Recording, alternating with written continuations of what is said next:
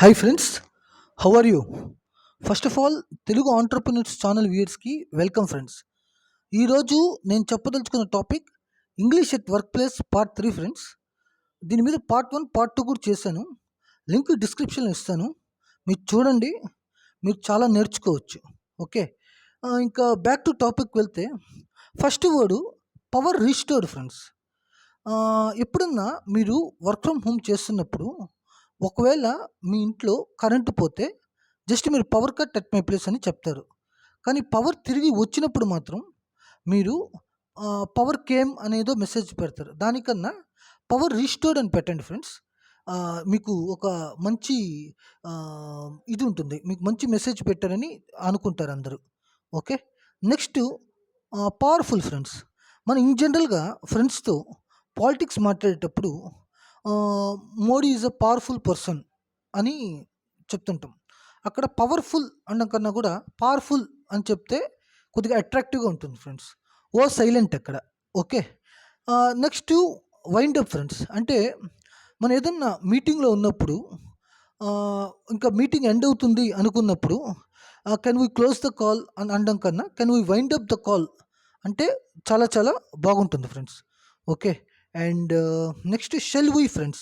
Okay, ఎప్పుడన్నా ఆఫీస్లో లంచ్కి వెళ్తున్నప్పుడు ఎవరినైనా పిలుస్తుంటే shall we go, can we go అనడం కన్నా షెల్ వీ అంటే సరిపోతుంది ఫ్రెండ్స్.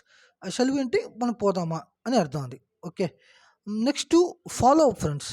ఫాలో అప్ అంటే ఇప్పుడు మనం ఎవరన్నా మీటింగ్స్లో ఉన్నప్పుడు ఎవరినన్నా క్వశ్చన్ అడగవచ్చు. ఆ టైంలో మీరు ఒక క్వశ్చన్ అడిగారు, వాళ్ళు జవాబు ఇచ్చారు.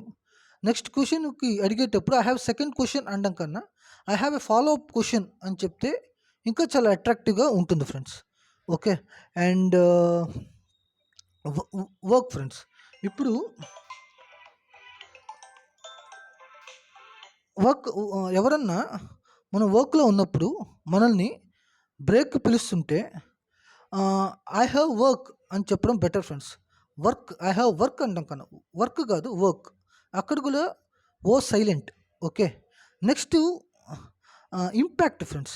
అంటే మీరు ఎప్పుడన్నా ఎవరినన్నా ఒక వర్క్ కంప్లీట్ అయిందా అని అడుగుతున్నప్పుడు వాళ్ళు వర్క్ కంప్లీట్ చేయకపోతే what will be the impact on if you not completing the work అని చెప్పాలి. అంతేగాని what will be the condition, what will be the situation if you not completing the work అని చెప్పకూడదు. Okay, next abuse friends.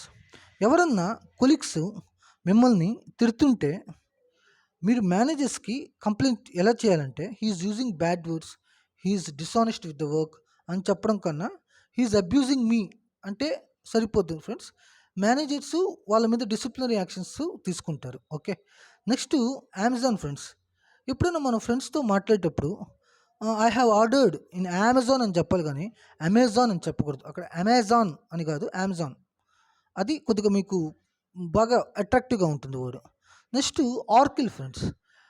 ఇప్పుడు ఎప్పుడైనా మీరు ఎవరితోనైనా మాట్లాడినప్పుడు మీ సర్టిఫికేషన్ ఏదైనా కంప్లీట్ చేస్తే ఐ హ్యావ్ సర్టిఫైడ్ ఇన్ ఆర్కిల్ అని చెప్పాలి, ఒరాకిల్ కాదు. ఓకే, ఇట్స్ ఆర్కిల్, ఒరాకిల్ కాదు. ఓకే, సో ఇది ఫ్రెండ్స్ ఈరోజు 10 వర్డ్స్. మీరు బాగా నేర్చుకోండి, తొందర ఏం లేదు.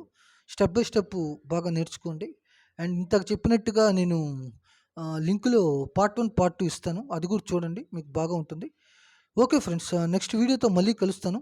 అంతవరకు take care of our health and take care of our wealth friends. Okay, thank you.